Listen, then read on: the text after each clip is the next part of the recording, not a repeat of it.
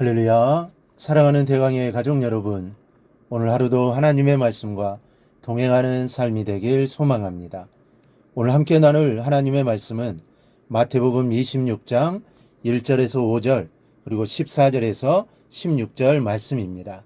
예수께서 이 말씀을 다 마치시고 제자들에게 이르시되 너희가 아는 바와 같이 이틀이 지나면 유월절이라 인자가 십자가에 못 박히기 위하여 팔리리라 하시더라. 그때 대제사장들과 백성의 장로들이 가야바라는 대제사장의 관정에 모여 예수를 흉계로 잡아 죽이려고 의논하되 말하기를 밀란이 날까 하노니 명절에는 하지 말자 하더라. 그때 12 중에 하나인 가룟 유다라는 자가 대제사장들에게 가서 말하되 내가 예수를 너희에게 넘겨주리니 얼마나 주려느냐 하니 그들이 은 30을 달아주거늘 그가 그때부터 예수를 넘겨줄 기회를 찾더라. 아멘. 유대인의 명절인 유월절의 예루살렘은 유월절 희생제물을 드리기 위해 이스라엘 전역과 또 흩어져 살던 이방 지역에서 모여든 사람들로 가득 차 있었습니다. 유대인 역사가 요세푸스에 의하면 예수님 당시 유월절을 지키기 위하여 예루살렘으로 모여든 사람들은 200에서 300만 명 정도였다고 합니다. 지금은 인구가 많아서 이 정도에 별로 놀라지 않지만 2000년 전으로 생각하면 300만 명이라면 국가 전체가 한 자리에 모인 것과 같습니다. 우리나라를 생각하면 2000년 전이면 이 삼국시대가 막 태동하던 시대입니다. 이때 고구려 인구를 학자들은 200에서 300만 명으로 보고 있습니다. 그러니 유월절을 지키기 위하여 200에서 300만 명이 예루살렘으로 모였다는 것은 정말 상상하기 어려운 숫자입니다. 그런데 사람의 숫자보다는 희생 제물을 드린 기록이 우리를 더 놀라게 합니다. 유대인들은 성전으로 찾아와 10에서 20명이 무리를 지어 양 한 마리씩을 희생으로 드렸는데 6월절에 죽임을 당한 양의 수가 약 26만 마리나 되었다고 합니다. 성전으로부터 흘러내리는 6월절 양의 피가 냇물을 이루어 피비린내가 진동했다는 것입니다. 유대인의 유월절이 지켜지는 예루살렘은 이렇게 사람과 짐승들의 북새통이었습니다. 오늘 본문을 보십시오. 대제사장들과 백성의 장로들이 예수를 잡아 죽이려고 의논을 하는데 방법이 없습니다.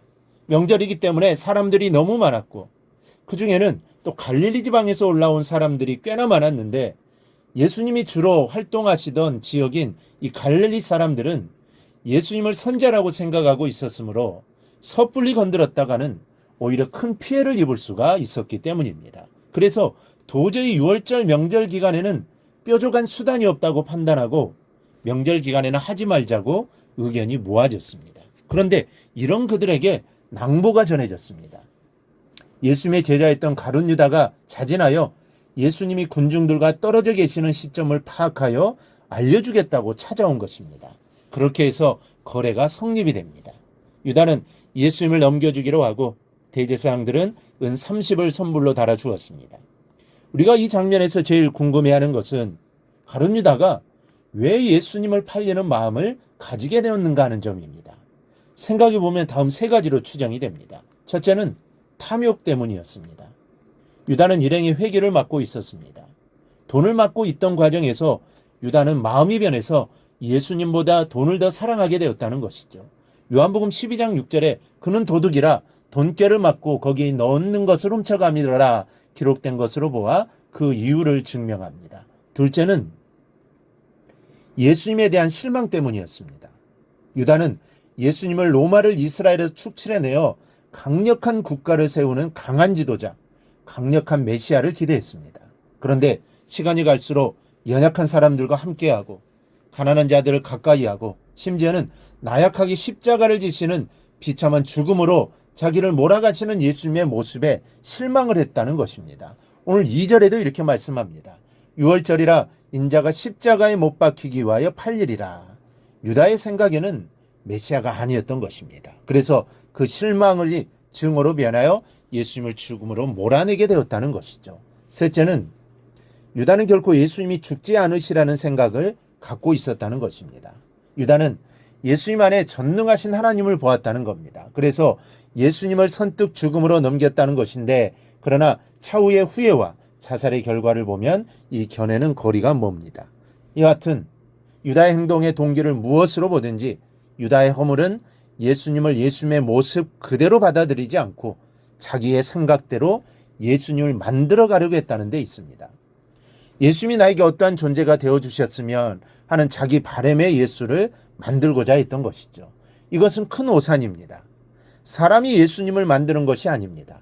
예수님께서 사람을 변화시키는 것이 되어야 합니다.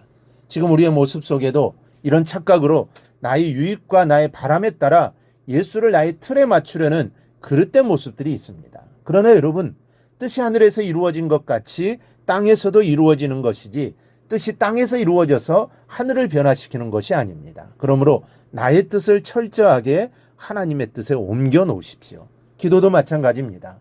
기도는 내 뜻과 소망을 하나님께 아뢰는 것입니다. 그렇다고 해서 내 뜻을 관철시켜 하나님의 뜻을 꺾는 것이 기도가 아닙니다.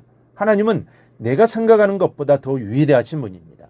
우리의 생각이 절대로 하나님의 생각을 따라갈 수가 없습니다. 우리는 이것이 최선이라고 생각해서 반드시 이루어져야 한다고 기도하지만 하나님은 그것보다 더 좋은 것을 준비하고 계십니다. 그렇다면 어떻게 하겠습니까?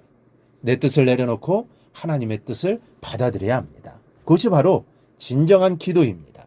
그래서 기도를 깊게 하다 보면 하나님의 뜻이 보이기 시작하고 그러다 보면 내 뜻을 내려놓고 하나님의 뜻을 구하게 됩니다. 자신이 구하는 것이 욕심이라는 것을 알게 됩니다. 그러면 더 깊은 기도로 들어가게 됩니다. 우리는 바로 이러한 모습으로 하나님 앞으로 나아가야 합니다. 그 모습을 하나님은 기뻐하십니다. 오늘 말씀을 통해 예수님에 대해 제대로 알고 그 주님께 주님이 원하시는 모습으로 나아가는 우리 성도들이 되기를 주님의 이름으로 축원합니다.